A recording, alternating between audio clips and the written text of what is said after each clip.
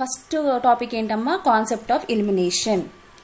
Okay, ఈ concept of ఇల్యుమినేషన్లో మనం ఒక బాడీని కన్సిడర్ చేసుకుంటే రూమ్ టెంపరేచర్ కన్నా గ్రాడ్యువల్గా హీట్ అయిపోతుందంట. ఓకే, ఇలా హీట్ అవ్వడం వల్ల ఏమవుతుంది, సరౌండింగ్స్లో ఎనర్జీ అనేది రేడియేట్ అవ్వడం బిగిన్ అవుతుందంట. ఏ రకంగా బిగిన్ అవుతుంది, ఏ రకంగా ఎనర్జీ అనేది ఫామ్ అవుతుందంట, ఎలక్ట్రోమాగ్నెటిక్ వేవ్స్ కింద విత్ వేరియస్ వేవ్ లెంగ్త్స్తో ఫామ్ అవుతుందంట. సో ఈ రేడియేట్ ఎనర్జీ ఒక నేచర్ ఏంటంటే దేని మీద డిపెండ్ అవుతుంది అంటే temperature of the hot body మీద డిపెండ్ అవుతుంది. అండ్ యూజువల్గా మనం ఆర్టిఫిషియల్ లైట్ని ప్రొడ్యూస్ చేయాలంటే మనం యూజ్ చేసే మెథడ్ ఏంటి అంటే సాలిడ్ బాడీని కానీ వేపర్కి కానీ హీట్ అనేది అప్లై చేస్తాం అనమాట. సో దానివల్ల మనకి ఆర్టిఫిషియల్ లైట్ అనేది ప్రొడ్యూస్ అవుతుంది. ఓకే, ఈ రకంగా ఎప్పుడైతే జరిగిన తర్వాత టెంపరేచర్ అనేది లో అయిందనుకోండి, ఎప్పుడైతే టెంపరేచర్ అనేది తగ్గిపోతుందో అప్పుడు ఈ రేడియేటెడ్ ఎనర్జీ అనేది హీట్ వేవ్స్నే ప్రొడ్యూస్ చేస్తుంది, అంటే హీట్ వేవ్స్నే ఫామ్ చేస్తుంది. బట్ ఎప్పుడైతే సర్టెన్ టెంపరేచర్కి రీచ్ అయిందో అప్పుడు ఇన్ ఎడిషన్ హీట్ వేవ్స్తో పాటు లైట్ వేవ్స్ని కూడా రేడియేట్ చేస్తుంది. సో అప్పుడు ఈ రెండు వేవ్స్ని ప్రొడ్యూస్ చేయడం వల్ల ఆర్ఎల్స్ ఈ రెండు వేవ్స్ని రేడియేట్ చేయడం వల్ల ఇక్కడ మన బాడీ ఏమవుతుంది, ల్యూమినస్ అవుతుంది అనమాట. ఓకే, ఇప్పుడు ఫర్దర్గా ఎప్పుడైతే టెంపరేచర్ అనేది ఇంక్రీజ్ అవుతూ ఉంటుందో అండ్ ఇదేమవుతుంది, బోత్ కైండ్స్ ఆఫ్ రేడియేషన్స్ కూడా వాటి యొక్క అమౌంట్ అనేది ఇంక్రీజ్ అవుతుంది అనమాట. అంటే colour of light or visual radiations అనేవి చేంజ్ అవుతాయి దీనివల్ల. ఎలాగా, ఫ్రమ్ బ్రైట్ రెడ్ నుంచి ఆరెంజ్లోకి లేదా బ్రైట్ రెడ్ నుంచి ఎల్లోలోకి చేంజ్ అవుతూ ఉంటాయి. బట్ ఫైనల్గా ఎప్పుడైతే టెంపరేచర్ అనేది హైగా రీచ్ అవుతుందో అప్పుడు కంప్లీట్గా వైట్లోకి చేంజ్ అయిపోతుంది. ఓకే ఎప్పుడైతే ఈ టెంపరేచర్ అనేది కంప్లీట్గా ఇంక్రీజ్ అయ్యిందో అప్పుడు విజిబుల్ రేడియేషన్ ఒక వేవ్ లెంత్ అనేది తగ్గిపోతూ ఉంటుందన్నమాట, అంటే షార్ట్ అయిపోతూ ఉంటుందన్నమాట. నెక్స్ట్ మనం మెయిన్గా నోట్ చేయాల్సిన పాయింట్ ఏంటి అంటే హీట్ వేవ్స్ అనేవి లైట్ వేవ్స్కి ఐడెంటికల్గా ఉంటాయి. ఎప్పుడు దాకా ఉంటాయి, ఎప్పుడు దాకా అని చెప్తున్నాడు, except that they are of longer wave length maintain చేసే వరకే ఈ హీట్ వేవ్స్ అనేవి లైట్ వేవ్స్కి ఐడెంటికల్ అని చెప్పుకుంటాం. అండ్ ఇక్కడ రెటీనాకి ఎలాంటి ఇంప్రెషన్ అనేది ప్రొడ్యూస్ అవ్వదు. This is the main note point of this concept of illumination. And ఆబ్వియస్గా నెక్స్ట్ ఏం చెప్తాము అంటే ఈ యొక్క point of view of light emission అనేది హీట్ ఎనర్జీని ఎలా రిప్రజెంట్ చేస్తుంది అంటే వేస్టెడ్ ఎనర్జీ కింద రిప్రజెంట్ చేస్తుంది అనమాట. So this is the concept of illumination. Next topic ఏంటి, electric bulb. This electric bulb is an electric light source అని చెప్పచ్చు. టెక్నికల్గా దీన్ని ఏమంటారు అంటే ల్యాంప్ అంటాం అనమాట. ఈ యొక్క టర్మ్ ఎక్కువగా కామన్గా ఎక్కడ యూజ్ చేస్తారు, ఎవరు యూజ్ చేస్తారు అంటే కన్జ్యూమర్స్ యూజ్ చేస్తూ ఉంటారనమాట. అండ్ ఈ most common type of bulb అనేది ఇన్కాండిసెంట్ లైట్ బల్బ్ అని కూడా అంటారు. ఈ టైప్స్ ఆఫ్ లైట్ బల్బ్స్ అనేవి oldest and simplest form of bulb technology అని చెప్పచ్చు. ఈ ఏ టైంలో చేశారు అంటే థామస్ ఎడిసన్ ఎక్స్పెరిమెంట్స్ 1879లో చేశారనమాట, ఫిలమెంట్ టైప్ బల్బ్స్ అని చెప్పేసి అని. ఓకే, ఇదిగోండి this is called electric bulb. Next దీని ఒక వర్కింగ్ చూద్దాం. ఈ యొక్క ఇన్కాండిసెంట్ బల్బ్ అనేది ఏ ప్రిన్సిపల్ మీద వర్క్ అవుతుంది అంటే ఇన్కాండిసెన్స్ అనే ప్రాపర్టీ మీద ఆర్ఎల్స్ ప్రిన్సిపల్ మీద వర్క్ అవుతుంది అనమాట. అంటే జనరల్గా ఏం చెప్తాము అంటే హీట్ ద్వారా లైట్ ప్రొడ్యూస్ అవ్వడం అని మీనింగ్ అనమాట ఇన్కాండిసెన్స్ అంటే. సో ఈ ప్రాపర్టీ ద్వారా బల్బ్ గ్లో అవుతుంది కాబట్టి దాన్ని మనం ఇన్కాండిసెంట్ బల్బ్ అని అంటాము. ఈ యొక్క ఇన్కాండిసెంట్ టైప్ ఆఫ్ బల్బ్లో ఎప్పుడైతే ఎలక్ట్రిక్ కరెంట్ అనేది త్రూ థిన్ మెటల్ ఫిలమెంట్ ద్వారా పాస్ అవుతుందో నెక్స్ట్ ఈ యొక్క ఫిలమెంట్ అనేది హీట్ అవుతూ ఉంటుంది. అది హీట్ అవుతూ ఉండగానే బల్బ్ అనేది గ్లో అవుతూ ఉండి లైట్ అనేది ప్రొడ్యూస్ చేస్తుంది అనమాట. అండ్ ఈ యొక్క ఇన్కాండిసెంట్ బల్బ్స్లో టిపికల్గా మనము టంగ్స్టన్ ఫిలమెంట్ అనేది యూజ్ చేస్తున్నాం. ఎందుకు అంటే దానికి హై మెల్టింగ్ పాయింట్ అనేది ఉంటుంది. అండ్ ఈ యొక్క టంగ్స్టన్ ఫిలమెంట్ అనేది అంటే ఇన్సైడ్ లైట్ బల్బ్ ఏదైతే ఫిలమెంట్ ఉంటుందో దాన్ని మనం టంగ్స్టన్ ఫిలమెంట్ అంటాం అనమాట. ఇది టెంపరేచర్స్ అనేవి 4500 degrees Fahrenheit వరకు రీచ్ అవ్వగలదన్నమాట ఈ టంగ్స్టన్ ఫిలమెంట్ అనేది. ఇందాక మనం పై పాయింట్లోనే మాట్లాడుకున్నాం కదా, టంగ్స్టన్ ఫిలమెంట్ యూజ్ చేస్తాము, ఎందుకు యూజ్ చేస్తాం అనుకున్నాము, హై మెల్టింగ్ పాయింట్ ఉంటుంది కాబట్టి యూజ్ చేస్తాము అని చెప్పాం. సో ఇక్కడ ఎంతవరకు రీచ్ అవుతుందంట, దాని యొక్క టెంపరేచర్ అనేది 4500 degrees Fahrenheit వరకు ఈ యొక్క టంగ్స్టన్ ఫిలమెంట్ అనే టెంపరేచర్ అనేది రీచ్ అవుతుంది. నెక్స్ట్ ఈ యొక్క బల్బ్ అనేది దేంతో ఎన్క్లోజర్ అయి ఉందమ్మా, గ్లాస్ తో ఎన్క్లోజర్ అయి ఉంది. ఈ గ్లాస్ తో ఎందుకు ఎన్క్లోజర్ అయి ఉందంటే ఎయిర్ లో ఉన్న ఆక్సిజన్ ని ప్రివెంట్ చేయడానికి హాట్ ఫిలమెంట్ లో నుంచి ఈ బల్బ్ అనేది ఎన్క్లోజ్ చేసామన్నమాట మనం. ఓకే, నెక్స్ట్ ఈ యొక్క గ్లాస్ లేకపోతే ఒకవేళ ఈ గ్లాస్ అనేది కవర్ చేయకపోయినా ఈ వాక్యూమ్ కవర్ చేయకపోయినా ఏమవుతుంది అంటే ఓవర్ హీట్ అనేది ఫిలమెంట్ క్రియేట్ అవుతుంది అన్నమాట. అందువల్ల మనకి గ్లాస్ అనేది కవర్ చేసే ఉండాలి అని చెప్తున్నాము. అండ్ నెక్స్ట్ ఈ యొక్క ఎలక్ట్రిక్ బల్బ్స్ అనేవి వైడ్ రేంజ్ ఆఫ్ అప్లికేషన్స్ అని చెప్పచ్చు అండ్ చీప్ అని చెప్తాము. And it is very easy to manufacture and it is compatible of either AC and DC current అని కూడా చెప్తాం అన్నమాట. This is the working of electric bulb. Next topic ఏంటి, CFL. CFL full form ఏంటమ్మా, compact fluorescent lamp. దీన్ని ఇంకో names ఎలా పిలుస్తాము అంటే it is also known as compact fluorescent light, energy saving light and compact fluorescent tube. And ఈ యొక్క incandescent lamp రీప్లేస్మెంటే ఈ సిఎఫ్ఎల్ డిజైన్ అన్నమాట. ఈ యొక్క సిఎఫ్ఎల్ ని 2 terms మీద డిజైన్ చేశారు. ఒకటి కంపాక్ట్నెస్ అండ్ అలాగే ఎనర్జీ ఎఫిషియన్సీ మీద దీన్ని డిజైన్ చేశారనమాట. అండ్ ఈ యొక్క సిఎఫ్ఎల్ యొక్క బేసిక్ కన్స్ట్రక్షన్ ఏంటి అంటే ఇట్ కన్సిస్ట్ ఆఫ్ ట్యూబ్. ఈ యొక్క ట్యూబ్ కూడా ఏ ఒక ఫామ్ లో ఉంటుంది అంటే కర్వ్ షేప్ లో కానీ స్పైరల్ షేప్ లో కానీ ఉంటుంది అనమాట. ఇది ఒక స్పేస్ కూడా ఇన్కాండిసెంట్ బల్బ్ ఎంత స్పేస్ అయితే ఫిట్ చేయడానికి తీసుకుంటుందో సిఎఫ్ఎల్ కూడా అంతే స్పేస్ అనేది తీసుకుంటుంది అనమాట. Next coming to working. ఈ యొక్క సిఎఫ్ఎల్ అనేది ఎలా యూజ్ చేస్తామంటే వాక్యూమ్ పైప్ కింద యూజ్ చేస్తాం అనమాట. సేమ్ ప్రిన్సిపల్ దేనికి ఉంటుంది అంటే స్ట్రిప్ ల్యాంప్స్కి ఉంటుంది, అంటే it is also known as tube light అనమాట. సో ఈ సిఎఫ్ఎల్కి ఏదైతే ప్రిన్సిపల్ యూజ్ చేస్తామో స్ట్రిప్ ల్యాంప్స్ కూడా సేమ్ ప్రిన్సిపల్ అనేది ఉంటుంది. నెక్స్ట్ ఈ ట్యూబ్కి 2 electrodes ఉంటున్నాయి ఆన్ బోత్ సైడ్స్ అండ్ దీన్ని మనం బేరియం కింద ట్రీట్ చేస్తాము.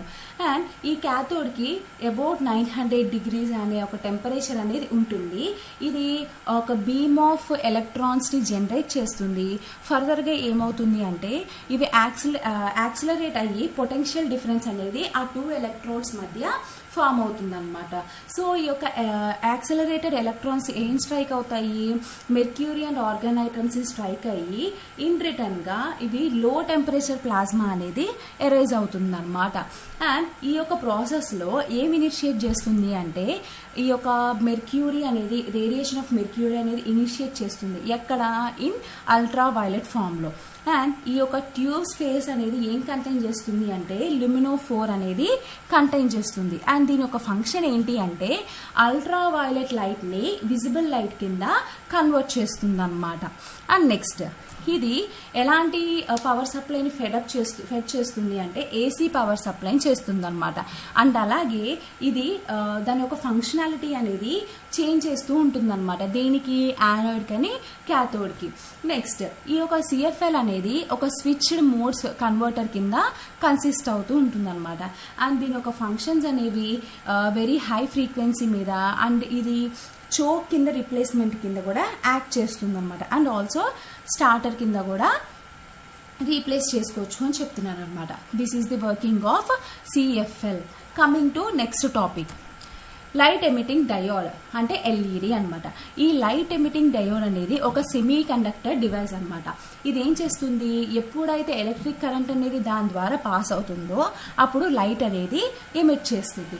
ఈ లైట్ అనేది కూడా ఎలా ప్రొడ్యూస్ అవుతుంది, దీంట్లో ఎప్పుడైతే పార్టికల్స్ అనేవి ఈ సెమీ కండక్టర్ మెటీరియల్లో టుగెదర్గా కరెంట్ అనేది పాస్ అవుతుందో అప్పుడు మనకి లైట్ అనేది ప్రొడ్యూస్ అవుతుంది అనమాట.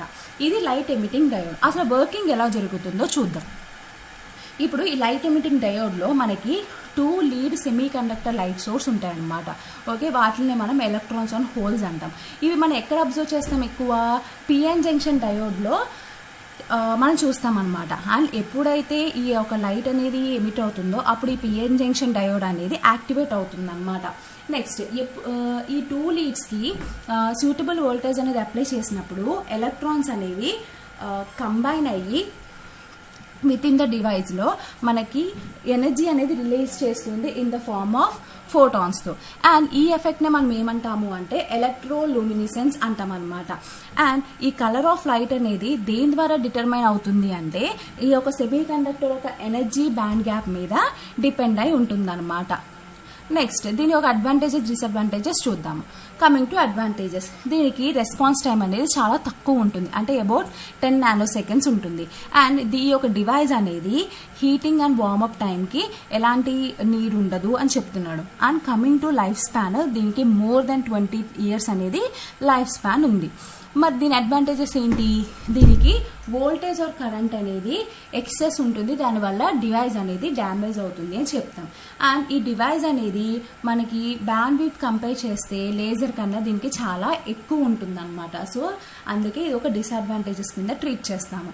Next coming to third disadvantage, ఈ యొక్క టెంపరేచర్ అనేది దేని మీద డిపెండ్ అయి ఉంటుంది అంటే వచ్చే అవుట్పుట్ పవర్ మీద అండ్ అలాగే వేవ్ లెంత్ మీద డిపెండ్ అయి ఉంటుంది అనమాట. So this is the working and advantages disadvantages of LED. Next topic ఏంటి? Efficiency of appliances. మనం స్మాల్ సెట్ ఆఫ్ అప్లియన్సెస్ చూసుకున్నాం అనుకోండి, అంటే fans, televisions, refrigerators, air coolers, air conditions and అలాగే వాటర్ హీటర్స్ చూస్తే ఇవి 50 to 60% ఆఫ్ ఎలక్ట్రిసిటీ అనేది consume చేసుకుంటుంది ఇండియాలో. అండ్ అలాగే ఇలాంటి large scale adoption of energy అనేవి ఈ యొక్క అప్లియన్సెస్ ద్వారా కన్జ్యూమ్ అయితే మనకి ఫ్యూచర్లో ఈ ఎలక్ట్రిసిటీ కన్జంప్షన్ ఇన్ హోమ్స్ అనేవి రెడ్యూస్ అయిపోతూ ఉంటాయి అన్నమాట సిగ్నిఫికెంట్గా. ఓకే, నెక్స్ట్ కమింగ్ టు ఈ గవర్నమెంట్ స్టాండర్డ్స్ అండ్ లేబులింగ్లో అంటే SLN ప్రోగ్రాంలో 3 ఆస్పెక్ట్స్ ఉంటాయి దాని యొక్క ఎఫెక్టివ్నెస్ మీద. అచీవింగ్ ఇండియన్ అప్లియన్సెస్ మార్కెట్ అంటే ఇదొక ట్యాగ్ అనేది పక్కాగా ఉంటుంది, standards and labelling S&L programme. Okay, అది ఎవరు రన్ చేస్తున్నారు అంటే బ్యూరో ఆఫ్ ఎనర్జీ ఎఫిషియన్సీ అంటే BEE under the ministry of power అనే వాళ్ళు రన్ చేస్తున్నారు. సిన్స్ 2006లో ఈ ప్రోగ్రామ్ అనేది ఎఫిషియెంట్ అప్లియన్సెస్ని ప్రమోట్ చేసిందనమాట త్రూ ఈ యొక్క మ్యాండేటరీ స్టాండర్డ్స్ ద్వారా. BEE అనేది 5-star రేటింగ్ అనేది మోస్ట్ ఎఫిషియెంట్ మోడల్స్కి ఇస్తుంది అండ్ అలాగే 1-star రేటింగ్ అనేది లీస్ట్ ఎఫిషియెంట్కి ఇస్తుంది అనమాట. సో ఈ యొక్క అప్లియన్స్ లేబుల్ అనేది ప్రతి అప్లియన్స్ మీద ఎఫిక్స్డ్ అయి ఉంటాయి అనమాట. సో దీంట్లో 8 అప్లియన్స్ కేటగిరీస్ అనేవి అంటే including air conditioners and refrigerators ఈ యొక్క లేబుల్స్ అనేవి మ్యాండేటెడ్గా క్యారీ చేయాలి. అండ్ ఎలాంటి మోడల్ కూడా 1-star రేటింగ్ లేకుండా మీట్ అవ్వకుండా మినిమం అవి సోల్వ్ చేయడానికి రూల్ యాక్సెప్ట్ చేయడం అనమాట. అండ్ నెక్స్ట్ ఈ ప్రోగ్రాంలో వాలంటీర్గా 13 అప్లియన్స్ కేటగిరీస్ అనేవి ఇంక్లూడింగ్ సీలింగ్ ఫ్యాన్స్ అలాగే వాషింగ్ మిషన్స్ ఇవి వితౌట్ లేబుల్స్ లేకపోయినా అండ్ అలాగే దీని యొక్క efficiency less than 1-star rating ఉన్నా కూడా మనం ఈ 13 అప్లియన్స్ కేటగిరీస్ అనేవి సోల్వ్ చేయొచ్చు అని చెప్తున్నారు అనమాట. ఓకే, నెక్స్ట్ ఇదొక ట్యాగ్ అనమాట, ఇది ఒక S&L ట్యాగ్. నెక్స్ట్ దీని యొక్క మ్యాండేట్ అండ్ టైపింగ్ స్టాండర్డ్స్ ఏంటి అంటే ఏ అప్లియన్స్ కన్నా BEE అనేది స్టార్ట్ అయ్యి దాని ఒక వాలంటీర్గా దానికి SLN ప్రోగ్రామ్ అనేది చూస్తాం. ఇది మ్యాండేటరీ ఎన్ని ఇయర్స్ అని చెప్తున్నారు? 2 to 3 years అని చెప్తున్నారు అనమాట. ఈ యొక్క BEE మ్యాండేటరీకి 2 to 8 అనేది ఇంక్రీజ్ అవుతుంది. అండ్ అలాగే ఇది ఇప్పుడు మేజర్ అప్లియన్స్గా అంటే రిఫ్రిజిరేటర్స్ని, ఎయిర్ కండిషనర్స్ని ఇవన్నీ కూడా మేజర్ అప్లియన్సెస్ కింద డీల్ చేస్తున్నారు అనమాట. అండ్ ఈ యొక్క ceiling fans and air coolers అనేవి ఈ యొక్క నోటబుల్ ఎక్స్పెక్టేషన్స్ అని చెప్తారు. ఇప్పుడు more than 95% of the ceiling fans ఇలాంటి లేబుల్స్ లేకుండానే కన్జ్యూమ్ అవుతున్నాయని చెప్తున్నారు అనమాట. అండ్ ఈ యొక్క ప్రోగ్రామ్ అనేది వాలంటీర్గా ఎప్పటి నుంచి ఉందంటే 2010 నుంచి ఉంది అని చెప్తున్నారు. అండ్ ఈ యొక్క ఎయిర్ కూలర్స్ అనేవి మోర్ ఎలక్ట్రిసిటీని అండ్ అలాగే బాగా పాపులర్ అయినాయి and and have not at been included in the S&L programme. ఈ యొక్క ఎయిర్ కూలర్స్ అనేవి ఇంకా S&L ప్రోగ్రాంలో ఇంక్లూడ్ అవ్వలేదు అని చెప్తున్నారు. అంటే ఆ ఒక ట్యాగ్ అనేది ఆ స్టాండర్డ్ అనేది ఉండాల్సిన అవసరం లేకపోయినా ఈ ఎయిర్ కూలర్స్ అన్నీ కూడా కొనుక్కుంటున్నాము అని చెప్తున్నారు అనమాట. Okay, will see mandatory appliances and అలాగే ఇవి కొన్ని వాలంటరీ అప్లయన్సెస్ అన్నమాట. This is the table. Next ఈ యొక్క BEE అనేది పీరియాడికల్గా టైటన్ చేస్తుంది స్టాండర్డ్స్ని అండ్ అలాగే లేబుల్స్ని మోస్ట్ ఎఫిషియెంట్ కమర్షియల్ అవైలబుల్ టెక్నాలజీస్కి ప్రమోట్ చేస్తుంది. ఇప్పుడు ఈ 5 స్టార్ మోడల్ అనేది తర్వాత 3 స్టార్ మోడల్గా అవ్వచ్చు నెక్స్ట్ ఫేజ్లో. అండ్ అలాగే ఈ వచ్చే మోస్ట్ ఎఫిషియెంట్ మోడల్స్ అనేవి మనకి ఇప్పుడు న్యూ 5 స్టార్ ట్యాగ్ కింద కూడా ఉండొచ్చు అనమాట. అండ్ ఈ BEE అనేది పీరియాడికల్గా టైటన్ అయ్యి రేటింగ్స్ అనేవి ఫర్ ఫ్రోస్ట్ ఫ్రీ రిఫ్రిజిరేటర్స్కి అండ్ అలాగే కరెంట్ 5 స్టార్ రేటింగ్స్కి కంపారబుల్గా ఉంటాయి. దీనికి కంపారబుల్గా విత్ ఇంటర్నేషనల్ స్టాండర్డ్స్కి కంపారబుల్గా ఉంటాయని చెప్తున్నాను. బట్ ఈ యొక్క 1 star rating will have a scope for improvement. ఈ యొక్క 1 స్టార్ రేటింగ్ అనేది ఇంప్రూవ్మెంట్కి ఒక స్కోప్ ఉంది అని చెప్తున్నారు అనమాట. అండ్ ఈ యొక్క ఎయిర్ కండిషన్స్కి ఈ యొక్క అలైన్ అయితే మోస్ట్ ఎఫిషియెంట్ మోడల్స్కి ఇండియాలో కానీ అబ్రాడ్లో కానీ ఎఫిషియెంట్ మోడల్స్ అనేవి వస్తాయి ఫర్దర్గా అని చెప్పేసి చెప్తున్నాం అనమాట. This is the concept of efficiency of appliances. Next topic ఏంటి? ఇండియన్ స్టాండర్డ్స్ కోడ్స్ అనమాట. ఇన్ ఫీల్డ్ ఆఫ్ ఎలక్ట్రికల్ ఇంజనీరింగ్లో ఇంజనీర్స్ కానీ లేదా అదర్ ప్రొఫెషనల్స్ కానీ ఎలక్ట్రిసిటీతో కంపోజ్ అవుతూ ఉంటారనమాట ఇండైరెక్ట్గా. అంటే జనరేషన్ కానీ ట్రాన్స్పోర్టేషన్లో కానీ ఇన్స్టలేషన్ ఇన్ యూసేజ్లో కానీ ఇలాంటి వాటిల్లో కంపోజ్ అవుతారు. సో అలాంటి టైంలో సేఫ్టీ మెజర్స్ తీసుకోకుండా వెళ్తే అలాంటి కండిషన్స్లో హజార్డ్స్ అనేవి జరుగుతుంటాయి, ఏమైనా ప్రాబ్లమ్స్ అనేవి వస్తూ ఉంటాయి అనమాట. సో ఇలాంటి ప్రాబ్లమ్స్ ఏం రాకుండా ఆ పర్టికులర్ ఎక్విప్మెంట్ యూజ్ చేసేటప్పుడు సేఫ్టీ మెజర్స్ అని తీసుకోవడానికి కొన్ని రూల్స్ అండ్ రెగ్యులేషన్స్ అనేవి బ్యూరో ఆఫ్ ఇండియన్ స్టాండర్డ్స్ అనేవాడు ఫార్ములేట్ చేశారనమాట. ఆ 5 ప్రిన్సిపల్స్ ఏంటి అంటే safety, ease of use and adaptability, simple technology, value for money products, energy efficiency and environment. These are the 5 principles అనమాట, ఏవైతే బ్యూరో ఆఫ్ ఇండియన్ స్టాండర్డ్స్ అనేవాళ్ళు regulate చేసిన వాళ్ళు అనమాట. నెక్స్ట్ వీటిల్లో ఒక ఇండియన్ స్టాండర్డ్ కోడ్ ఏంటి అంటే for code of practice for earthing అనమాట. ఎర్తింగ్కి IS కోడ్ ఏంటి 3043. దాని సెక్షన్ ఏంటి ఎలక్ట్రికల్ ఇన్స్టలేషన్. దీన్ని ఎక్కడ అప్లికేట్ చేస్తాము? అప్లికేషన్ ఏంటి అంటే design, installation and calculation of earthing system అనమాట. సో ఇది ఒక ఎగ్జాంపుల్ కింద నేను తీసుకున్నా. ఈ యొక్క నెంబర్ ఆఫ్ IS కోడ్స్ ఉన్నాయి for number of fields. So this is one of the example of IS code for earthing అనమాట. This is IS codes. Coming to IE codes. IE codes అంటే ఏంటంటే international electro technical commission codes అనమాట. ఈ IEC అనేది ఒక international standards organisation. అది ఏం చేస్తుంది?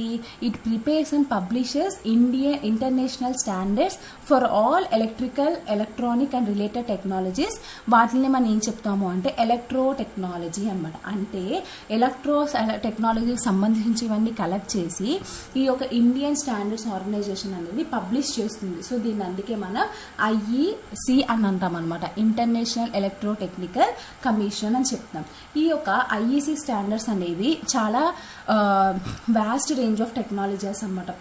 ఫ్రమ్ పవర్ జనరేషన్ కానీ ట్రాన్స్మిషన్ అని కానీ లేకపోతే డిస్ట్రిబ్యూషన్ టు హోమ్ అప్లయన్సెస్, అలాగే office equipment, semiconductors, fibre optics, batteries, solar energy, nanotechnology and marine energy as well as many others. చాలా అప్లియన్సెస్ ఉన్నాయన్నమాట. So this is the vast range of technologies అని చెప్పుకుంటాం అనమాట. దీంట్లో కొన్ని standards and applications అని నేను తీసుకున్నా. IEC 60038 కేమో దాని యొక్క అప్లికేషన్ ఏంటి? IEC standard voltages. Next IEC 60076-1 దేని అప్లికేషన్ ఇది? Power transformers. అంటే జనరల్గా పవర్ ట్రాన్స్ఫార్మర్స్ అయినా అప్లికేట్ చేయడానికి ఈ యొక్క స్టాండర్డ్ అనేది యూజ్ చేస్తాం మనం. కమింగ్ టు 60071-1 ఇది దేనికి అప్లికేషన్? Insulation coordination. దాని యొక్క డెఫినిషన్స్, ప్రిన్సిపల్స్ అండ్ రూల్స్ వాటికి మనం ఈ IEC స్టాండర్డ్ అనేది యూజ్ చేస్తాం. కమింగ్ టు 60076 -2 ఇది పవర్ ట్రాన్స్ఫార్మర్స్ అండ్ అలాగే temperature rise for liquid immersed transformers దీని ఒక అప్లికేషన్. మరి 60076-5 ఒక అప్లికేషన్ ఏంటి అంటే పవర్ ట్రాన్స్ఫార్మర్స్ అంటే ability to withstand short circuit. These are the few standards and applications of IEC. ఇవి కూడా చాలా నెంబర్ ఆఫ్ స్టాండర్డ్స్ ఉంటాయి ఫర్ ఈచ్ అప్లికేషన్ అనమాట. So in this video we have got knowledge on concept of illumination, electric bulb, CFL, LED lights, energy efficiency of appliances, and finally IE and IS codes. I hope I am very clear with this video. Thank you students.